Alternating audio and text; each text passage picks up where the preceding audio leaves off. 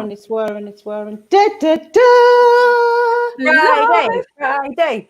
Keeping it real. Friday. I can't sing. Welcome, guys. Donna and Cheryl TV with our friends, the Soul Squad, today because it's Friday. We are here, keeping it real, talking to you probably for a bit longer than 15 minutes today about life lessons, life strategies, and doing a bit of a weekly roundup with our fabulous team. So happy Friday. Welcome, everyone. Yeah, we're going to have some fun and frolics today, some crazy stories, and we really want to just round up the week and get our Soul Squad involved. Like, we'd love to know some of the topics we've been talking about. Like, we want the Soul Squad to share some of their stories and some of their thoughts, and maybe they've got some even more tips and techniques to add on to what we've shared across the week. So we're very excited. So there's a lot of us on here. We're going to go in twos, just otherwise we'll all just be talking at once. So, yeah. So while we're waiting, while we do that, guys, just let me know you're here. Let me know if you're watching live, and if you're watching on replay, let us know as you go. But we'd love to know from you if you've watched all of this week, especially what was your biggest takeaway this week when we've been doing a bit of a roundup of some techniques on self-confidence. So keep talking to us in the chat boxes. Let us know where you're at. Yes. Hello, Thomas. Hello, Yvette. Hi. How is it going? Good. I feel like we're on the Graham Norton show and we've been like in the green room and you've just brought us in, you know. It's so cool, isn't it? So cool. I know. Distinct wine. You get wine. Yeah. I'm sending it. It's in the post. But those roses behind you are beautiful as well. $1.99 in Yeah, I got some beautiful white ones actually to fill out my bunch. I love the colours though. Gorgeous. Amazing. So, hi everyone who's joined us. Thank you for joining us on this very wet and windy Friday. So, let's get started. So, on Monday, we were talking about where we felt when we set our business up. Everyone kept telling us, oh my God, you're killing it on social media. You're doing so well. And Donna and I were literally like, we feel like we're fur coat and no knickers, like we don't have a clue what we're doing. Have you ever felt like that? Well, literally, you're making stuff as you go along. 100%. I think if I use the example at the moment of where I'm in job attraction mode on LinkedIn, and I've heard some really lovely people that I work with go, hey Yvette, do you want to go on a call and teach me what you know about LinkedIn? And you seem to be smashing it on LinkedIn at the moment and you're so connected and all the rest of it. And I'm like, okay. Wow. And it's just kind of like every time I get a little bit of advice, I'm kind of following it and doing one step at a time. But it just appears like, yeah, you're out there, you're doing it. And I'm thinking, oh, people are asking me for advice now. Oh my God. But what I found with that though is that it's just like, just do the next thing. So going on a call with someone to talk about that, I would normally go, no, let me just point you in the direction of someone who knows what they're doing. But now, because I guess I've gone through that learning, I'm like, yeah, okay, I'll go on a call with you. So and publish your first LinkedIn article this week as well. Oh yes, I did. Yeah, congratulations. And it had fantastic feedback because I saw it. Thank you. Yeah, and thank you for sharing. So what about you, Thomas? I was just going to say for Yvette, showing up as a LinkedIn expert and just taking one step at a time, embrace it, embody it. I am a LinkedIn expert, Yvette. Yes, I've actually offered to do a Zoom call for everyone who's at risk of redundancy at my company, which is 500 people. Yes. To help them with that sort of stuff if they want to. So yeah. Well done. Thomas, how about you? Fur coat, no nicks. I think one that springs to mind is I was renowned at work for PowerPoint. Always. Everyone came to me for PowerPoint thinking I was the expert. And I'm just self-taught. I've used it for decades, basically. But can I just say, like, when you say PowerPoint, like Thomas would do these. PowerPoint isn't the word, mate. Like there would be, I remember getting him on my team and going, excellent, someone who can do that stuff. And he was like, whoa. And you said the same to me, like I'm not an expert, but they'd have like videos and swooshing and music and all this. And I'm like, PowerPoint, this is like a in production. And like when you did that one in the Supercharge Your Self-Confidence the other day, It wasn't just a video like of you at the end of a run. No. It had music and voiceovers and snaps. An espresso. Yeah. But you don't say no to people. You just, if you can't, if you don't know how to do something instantly, you just find out, you research, you do it, you learn. Yeah. Just say yes, and then then go, oh my God, I haven't got a clue what I'm Work doing. it out later, yeah. You can, yeah, of course I can do that. And then I mean, not to put you on the spot in front of like hundreds of people who'll be watching this, but you could do us like a little promo video, I know. couldn't you? Like to run at the beginning of our little TV slot here. Uh-huh. yeah, We want a jingle. pleasure. Oh, There you go. Love It. There's actually something in there around like a gift that you've got, Thomas, because that's definitely a gift that you have that you find naturally easy to do. Which Very is creative. When you're Thomas is also amazing. I've said this to you loads of times, like with a camera, like with a phone. Like he'll take a snap of something and it looks like something that somebody had a whole army of people there for. He's like, oh, I just snapped it on my phone. I'm like, I don't understand how you do that. It doesn't look like when I take a photo on my phone. Yeah. No. Super talented. Me neither. I struggle to get people's heads in the picture. So, but I think that's the thing with fur coat no knickers, though, isn't it? It's like when you're authentic and when you're feeling confident, you don't mind saying to someone, I'm not the expert, but I'll definitely find out. I think something makes you feel less confident when you pretend to be something that you're not and act like you're that expert rather than go, oh no, like I just did this because I looked into it. And I'm not saying don't take the praise, be humble by all means, but don't kind of big up something that you're not good at because that just makes you feel good inside, doesn't it? Absolutely. And you'll get caught out as well. Yeah. Yes. Eventually. That's the fear, isn't it, though? That's the fear that someone's going to catch you out and go, yeah, you were never very good at this. And I think from a practical skills perspective as well, there's not much that you can't learn on YouTube nowadays. Like YouTube is my friend. There's pretty much anything you want to learn, understand, you can find out. If there's something, if there's a particular camera that you want to get or what, there's loads of reviews and things on there. People will give you honest opinions, and that's how I learned how to use Canva, was YouTube. Yeah, absolutely. Yeah. I was just talking to an amazing lady though, because she was saying the same, she'd love to have her own business, and and I'm using this as an example because we hear it every day, and because people don't know every single step to do it, they think, well, I'll not start. And we say this all the time. You just, like Thomas said, find out and do it, and you'll find out as you go. You don't need to know everything right now. You just need to know what the next thing is that you need to do and find out about that and just keep going. Exactly. Your first next step. So thank you so much, guys. We're going to drop you down into the guest room, and then we're going to bring Joe and Is there champagne and canapes? Yes. Pretend Okay. it's imaginary because we like these imaginations, but yeah. You're coming back soon, though. We'll see you soon. Bye. Bye. Right. Let's get Mel and Joe in the house. Joe, you're on mute. Now, just to tell you all, Mel does have a living room. However, the router works is literally sat on top of it. On the stairs. Your router works better on the stairs. I know. I keep shuffling around to find. I'm going to have to sit with my back against the radiator. You know what it reminds me of? Do you remember when we first ever got mobile phones and you'd be like hanging out the window and stuff like Del Boy, like on your phone trying to get a signal? With a big brick. Hello. Yeah, so it reminds me of Mel. Oh, amazing. So welcome, Joe. Welcome, Mel. Hello. This is going to be our Friday thing where we'll have the Soul Squad in the house. So we'd love to talk to you about embracing the mistakes. Like when you just do things and afterwards you just think, what the hell did I do that for? Why did I do that? Mm-hmm. Have you ever had any of them moments where you've done that and then you've really given yourself a hard time for like ages? Oh, yes. Yeah. Lots and lots, yeah. Yeah, for the last 47 years. Love the honesty. Love it. And have you ever had a time where you've made the mistake and you're quite okay with it, but actually your line manager or your boss wasn't, and then they've like really not made you feel very good afterwards? Yeah. No, recently, I've had the opposite. Okay, let's do two then. Joe, do yours first, and then we'll find out what the opposite was from Mel.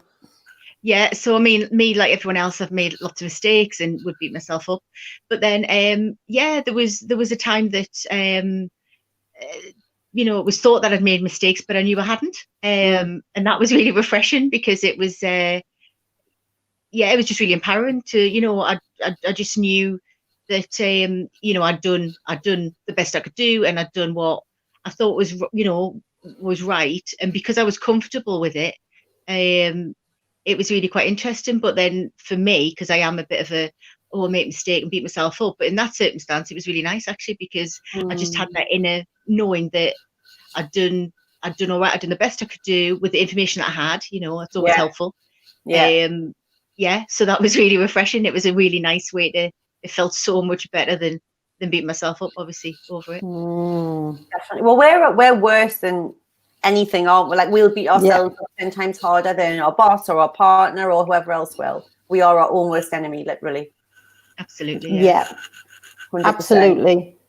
And that's so powerful what you just said there, Joe. Like, I've done the best that I could with the information that I had. That's such a powerful mantra for anyone who does beat themselves up for making mistakes. It's like forgiving yourself. Forgiveness. Like, I did the best job I could with the information I had. Like, it's really powerful mantra to use. So people mostly do the opposite though, don't they, guys? Because they'll go, well, if I'd known that, I wouldn't have done this and I wouldn't have done that. And then they beat themselves up with the hindsight.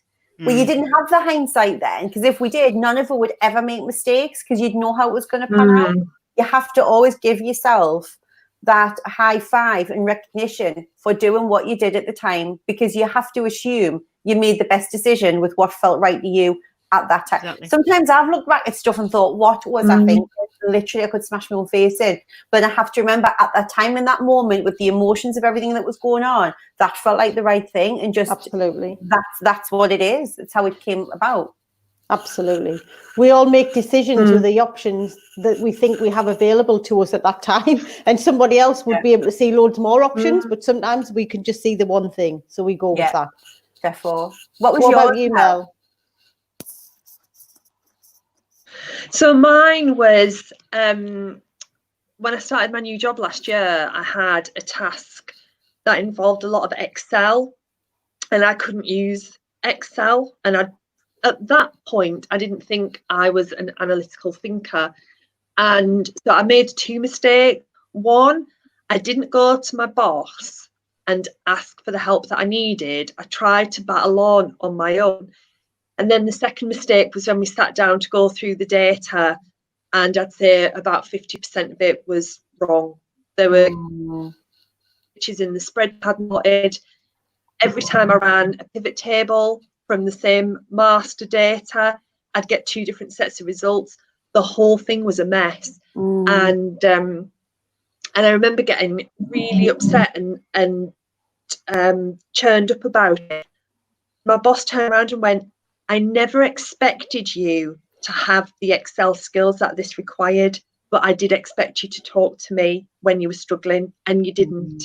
And now look at the mess we're in. So if I had just gone and been honest in the first place and said, I need your help, can we have a couple of hours of going through this? I could have sailed through it, because when I had to do the same data again, I did sail through it because I've spent the last 4 months learning. And so the mistake I made from that actually wasn't about learning Excel. It was about not asking help. That was my big. It's a huge one. So important. It's massive, because often not asking comes from the place of lack of confidence. Again, to the point that Thomas was making, it's almost like you can paint yourself in a corner acting like you know something. And that feeling is way worse when you get caught out than they're just asking for help in the first place. But we make that mistake. It's one of the repeated mistakes I think we make over and over, of just not asking for help in a timely way. Yeah. I think it's one of the things I'm actually better Absolutely. At now. I, from starting the business, I just remember saying to Cheryl so many times, haven't I, Cheryl, if we can pay someone to do this, let's just do that. Because we don't know, we could spend 2 days working it out, and that will cost us a fortune. Yeah, absolutely. And I think it, like you say, it comes from some self-assurance and confidence of knowing that it's okay that you don't know everything. Like so many people said to us on the Supercharge Your Self-Confidence, like, I like to know everything. I need to be knowledgeable in everything. And it's an impossible thing. Like no one in the world can know everything. So it's just so important to acknowledge that nobody knows everything. So 3 words, ask for help. Like Thomas says, it's not giving in. Absolutely. Yeah, you want to grow and learn from others, and it makes other people feel good as well. And I would always, as a leader, I would always, like your boss said, Mel, much rather somebody just asked me than just wasted time and was inefficient trying to do something that somebody over there could do in 20 minutes. Like from a leadership perspective, that's what you want, right? Absolutely. Oh my God. The ripple effect of not asking for help was immense. Absolutely immense. It's a good lesson to learn. I bet you'd never do it again. Exactly. Never. Mel's badge is ask for help, ask for help. Amazing. Thank you, ladies. Right, you're going in the guest room. Enjoy your champagne and imaginary champagne and canapes. Delicious. Actually, delicious. you know, Joe, you're staying. Mel's going in the guest room and Yvette's coming back. See you in a moment, Mel. And Tina's just saying, I definitely think that learning from your mistakes more than doing things right first time, it's more powerful, isn't it, Tina? Although it is nice to do some things right first time. Yeah, a bit of a balance. Yeah. A bit of a balance. Definitely. Absolutely. Hi, Yvette. Did you enjoy your champagne and canapes? Beautiful. You cater for vegans and everything. I love it. Absolutely. Dom Perignon all the way. Oh, Yes, darling. only the best. Yeah. So, it was Wednesday, wasn't it, I think, where we were talking about who's got your back. So one of the things we were talking about was about surrounding yourself with the right people. And Donna and I are extremely fortunate because we did that from a mentor perspective when we started the business, but we have you guys. Like we have you guys, the Soul Squad, who are there for us day to day, and you've got our back. So we feel very blessed to have you in our lives. Oh, we feel very blessed to be part of the community. I think the soul system's fantastic. You know, when I posted in there yesterday about my interview, loads of people commented and they were really supportive. And, you know, and just to have that little kind of cheerleader, you know, you've got your family and your friends and everything that kind of do that for you, but just to have a whole bunch of strangers be behind you as well, which is great. And genuinely willing you on all, but it's energy, isn't it? So if you've got people going, go on, you like that's like you're going to feel that, and it just gives you that extra bit of wind in your sails, doesn't it? Yeah, absolutely. And I think you were talking, was it a friend of yours, Donna, that you've got in your squad, that is, if you don't want to hear a really honest opinion, don't ask her. I've got one of those as well, and it's amazing. It's sometimes you just need it, because a lot of the time she's just like, oh, for God's sake, Yvette, get out of your own way. Why are you twisting yourself in knots about this? You know, and she's very, you know. I remember when I was going through the divorce, I say quietly because Caleb's in the house, and I remember sitting down saying, like, I don't want to move out of my house. Like, I love my house. I want to keep my house.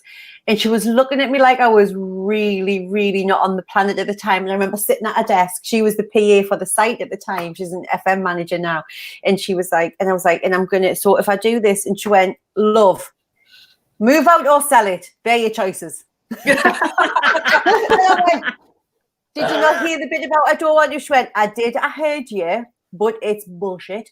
Move out or sell it. They're your choices. Staying in it, not a choice. Not going to waste my time talking about it, love. Not an option. And when you go, but you know what? I needed it, because I went, right, I'll move out then. And I moved out. And I rented the house out. That was the year I met Neil. Because I was moved out, so I had money to go out and have a life. Moved out, and when I moved back in, it was with Neil, and we were engaged and getting married within the next year. So it's like, you just need someone to kind of slap you with the reality of things sometimes. We were talking about our friend, and we've got a friend who does that. We're like, if you just want a blunt answer and somebody to just say, like, what the hell are you doing? You go to Lisa. Yeah, 100%. That's what I mean. That's what exactly. Like, I mean, totally. there's probably not enough sage in the world to get the bad juju out of your old marital home, right? I mean, you know, you needed to move. You need to move out for a year, and then you move in. It's like a new home. It literally felt like new. Because when I was out, I bought, like, I remember buying literally just everything new, like new sofas and new crockery, like just everything. So I moved in, and it was just like moving in with a new partner was just such a different experience. Like you said, it got rid of all the bad juju. Absolutely. What about you, Joe? What have you learned? Because obviously you've set up your own business now. You're an entrepreneur. Like, what have you learned in terms of like surrounding yourself with the right people? Oh, it's just, yeah, like it's been the most important thing. And, you know, this group, the Soul Squad, you guys, the Soul System is just, you know, because I'm not someone who is on social media sort of, and personally, do you know what I mean? Yeah, I'm a bit of a voyeur, so I'm not one putting stuff out there, but within, because I feel safe and I feel everyone's genuinely supportive and always upbeat, then I will, you know, I've definitely opened up. I mean, you guys will know that I've definitely opened up more and started to speak. And I mean, there's nothing nicer than just encouraging somebody else as well, isn't it? It's just lovely. But when you get that encouragement back from either people that you know or strangers, like you see Yvette, well, you know, that, well, we've never actually met every day, it's all virtual, you know. But you get lovely responses back, and I've done it for people, because if somebody writes something and your gut reaction is to be, oh, well done, it's just a natural thing. Instead of just thinking it, you put it out there, and that is, then people know what you're actually thinking and feeling. It's the same when you get it back, isn't it? You know, it's just been absolutely amazing. And we were chatting, Joe, like when we first set the business up, some of our close friends and family members coming from a place of love were like, oh, well, you know, the market's saturated with coaches. Well, you know, I mean, it coaches a 10 a penny. And we're like, luckily we had each other. So we're a bit like, well, have they ever been a global coach? Have they ever been a world leader in coaching transformation? Do they know anything about the industry? No. Okay, I'll veto that comment, because that's, you know, not helpful. Did you get that? Like, did you have people who were coming from a place of love, kind of a bit skeptical? Because you're you've always been employed, haven't you? Like, that was our story. Yeah, I have. And I mean, I feel like I'm still on quite the start of the journey, and I'm figuring different things out, and I'm changing. But for me, just to have the confidence of that. But for me, although it sounds corny, but my husband's like super supportive.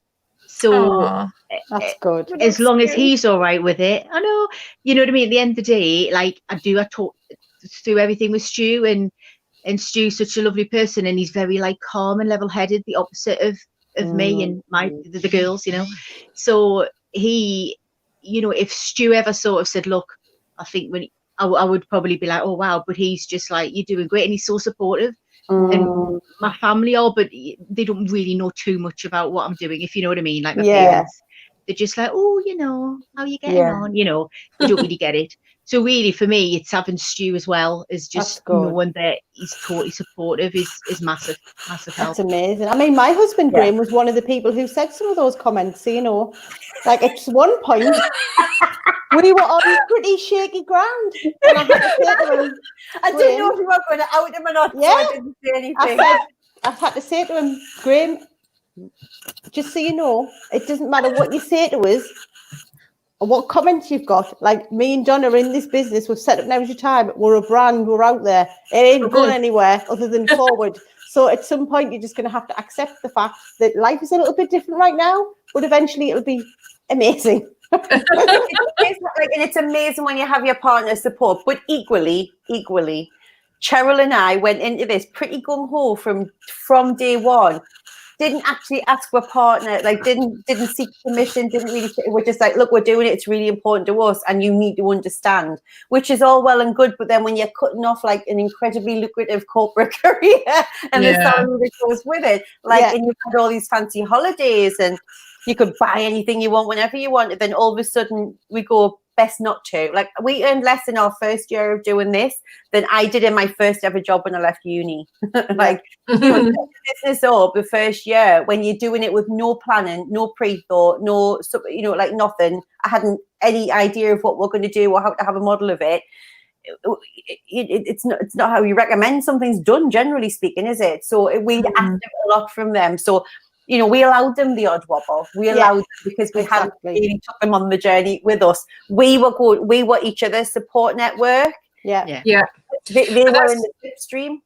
That's what I was going to say about the soul system, though. To Joe's point, that's my little nice safe space where I can say absolutely anything. I can say what my dreams are. I can say what my goals are. And what that does is it gives me an outlet so that I don't have to talk about that with my family and my friends who mean absolutely well. Yeah. But they'll have that little comment that will sow a seed of doubt in my head or make me double question and and Colin, God love him, but he's not the most chatty of people, so you know, I don't really discuss this sort of thing with him as well, because he'll be going like, oh right, okay, you know, do you know that the PS5's coming out in 3 months, so it's actually good to have that outlet. Yeah, but that was exactly why we created the soul system, because we started the business in the June and we created it in the August, and the first thing that Cheryl and I said was it'll be everybody's safe harbour to come and learn how to be the best version of themselves, because they might not have that network outside of that. And that is why we say, come, ask for help. People will DM me privately. I'm like, lovely, go and ask in the soul system, because you've got 600 odd people in there who you've got a better chance of them of being through it. Ask them what they did and share your life lessons.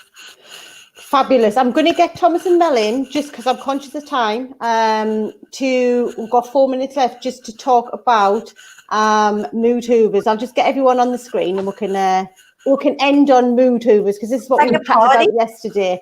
So yeah, what's your top tip, guys? We'll go around one at a time. What's your top tip for dealing with mood hoovers? Thomas? Switch them off. Emotional dementors. Avoid them. Switch them off, avoid them. Love it. Joe? Try to look at them from a place of love, like, are they dealing with something maybe that's upsetting them, and they're just like reflecting it back. Yeah. Contrast. Switch them off, avoid them. Try to love them. Yvette, what's your advice, Yvette? There's a yogic saying, which is everyone is a mirror. So what is it in them that's triggering in you? Because even if they were, however they're coming at it, you know, as negative a place they'll be in, there'll be something in there that the universe is trying to show you to recognize about yourself. So nothing's wasted. Love it. I love these different takes. And Mel? Don't waste too much energy trying to be their cheerleader and trying to lift them up. Let them be how they want to be at that time. You be yourself. Don't try and match them. Either, well, I'll be down too, or come on, I'll bring you up to my level, because it just doesn't work. Not if they're intent on being then you've just got to, you be you, and I'm going to be me. Love Thank that. you so much. Thank you so much. Guys. Hasn't this been fun? Every Friday we'll be back next Friday. Love it. Soul Squad. Soul Squad. Squad. We're going to share in the comments. I'm going to share 2 things actually, because our friend Ange, who got me started on LinkedIn, Yvette, you've just reminded me, is selling a boot camp for like £35, 30 days on how to get good at LinkedIn. So we can put the link on that in here. Like, and Ange is basically what I did to go from 1,500 followers to 12,000 followers on LinkedIn. So, and the right people, yeah. So take that. You definitely doing that. And then we're also going to pop in where life lessons, aren't we? Because the podcast that we do, Life Lessons with, there's conversations with incredible people talking about all kinds of topics where they've had that moment in life where something's happened and it's made them change how they think and change how they see their life. So we're going to pop a link to our page for our podcast. We can get them on Spotify, iTunes, etc. But we'll pop a link in here. Have a listen to them, because they're super inspirational, and we've got more coming your way really, really soon. Fabulous. Thank you, guys. Thanks for tuning in with Keeping It Thanks Real. for having us on. And the Soul Squad. Thank you. We'll be back next week, Monday to Friday, 12:30 every day. Have a lovely weekend, guys. See you later. Bye.